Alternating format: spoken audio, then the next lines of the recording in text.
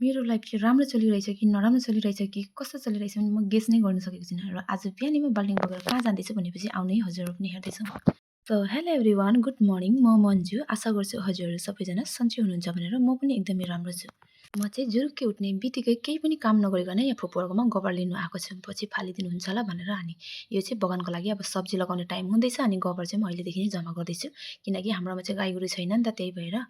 आज यसरी मैले गोबर टिप्दाखेरि चाहिँ मलाई एकदमै माइतको याद आयो। किन भन्दाखेरि हाम्रो घरमा चाहिँ गाई गोरु धेरै पाल्छ, अन्त गोबर चाहिँ फ्याँक्ने मेरो डेलीको काम चाहिँ मेरो नै हुन्थ्यो। र जबसम्म म माइतमा थिएँ कि यति गाई गोरुको पछि लागेँ कि गाई गोरु बाँध्ने, सार्ने, पानी दिने, गोबर फाल्ने, बाख्रा बाँध्ने, घाँस काट्ने, गाईलाई दाना पकाउने यति थियो। तर बिहाको बादमा त्यस्तो केही पनि छैन अहिले।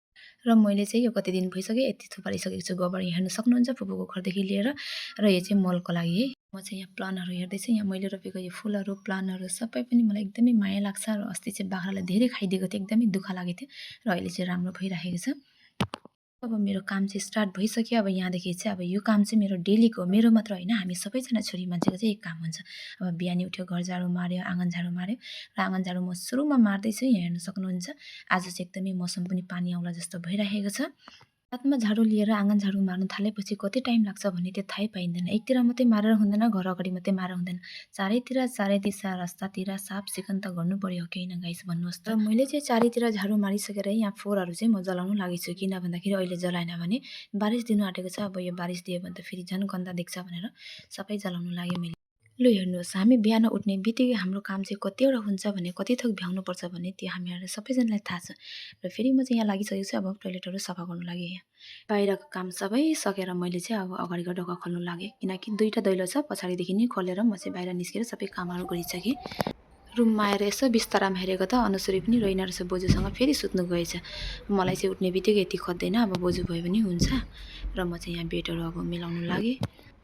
सानो सानो घरकै काम कति हुन्छ भनेपछि त्यो गरिसकेको बादमा तर आँखाले चाहिँ भ्याउँदैन त्यो काम चाहिँ। अब बाहिरतिरको काम साफ सिकन सबै सकेर ठुलो घर पनि साफ सिकन गरेर झाडु साडु मारेर म किचनमा आइसकेँ। अब किचन पनि साफ सिकन गर्नु पर्यो।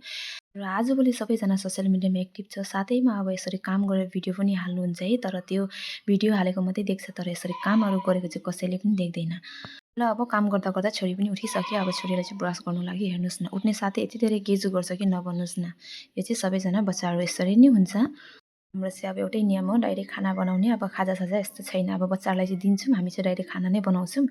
अन्त यहाँ खानाहरू रेडी गर्नु लागि अब चामलहरू धुलाउनु लागि म चाहिँ सो खाना बसाइसकेँ। अब म चाहिँ यहाँ दाल बसाउनु लागि रेडी गर्दैछु। अन्त कालो दाल हो, यसमा चाहिँ अब अदुवाहरू पिसेर हाल्छु। खाना चाहिँ बसाइराखेर म चाहिँ छोरीलाई मुख धुलाएर ल्याएँ। अब यहाँ एकछिन लेख है भन्छु भनेर उसलाई चाहिँ। अन्त ऊ चाहिँ पढ्नु चाहिँ अलिकति गाह्रो मान्छ। अन्त अलि सानै छ नि त, फेरि यो पालि स्कुल दिनु भनेको अब मान्छ कि मान्दैन। अन्त उसलाई चाहिँ मैले बिस्कुट खानु दिएँ। उसको बादमा चाहिँ पढ एकछिन भन्नु लागि कपी चाहिँ फटाएर एकदमै बर्बाद गरेछ। अन्त सिकाउनु लागि गाह्रो छ। अनुश्रीलाई चाहिँ लेख्नु लगाइराखेर म फेरि किचनमा आइसकेको छु। सब्जी बनाउनु लागि रेडी गर्दैछु। आमा पनि उठ्नु भएको छ, अन्त आमाको लागि चाहिँ चाय अब रेडी गरिदिनु लागेको।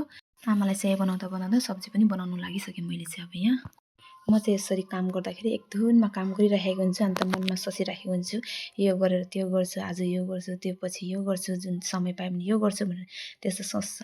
र साथीहरू, आजको ब्लग चाहिँ मेरो यतिमै एन्ड गर्छु। फेरि नेक्स्ट टाइम भेटौँ। हजुरहरूलाई मेरो भिडियो के कस्तो लाग्यो लाइक कमेन्ट सेयर गरिदिनु होला। By by.